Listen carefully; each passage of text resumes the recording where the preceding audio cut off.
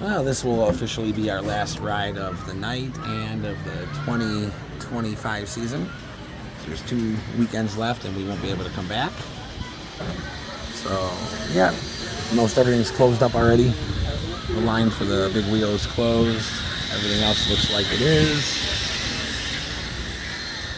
It's that illusion of, wow, there's no lines. And then, yeah, because, well, you know, it's closed. And they close things a little early here. Not at 6, but in time to clear the line by 6. If you remember from my late night ramblings. Yeah. So, nice addition though. They opened up the West End train down there, which goes back and forth to the park.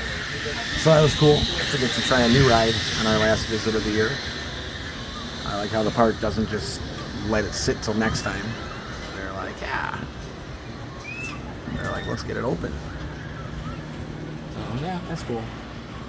Didn't get to do everything we wanted, but yeah. Sure we'll be back next year. Sun's been beating on us the last couple hours, so I'm kind of glad it's closed now. It's been dying in the direct sunlight.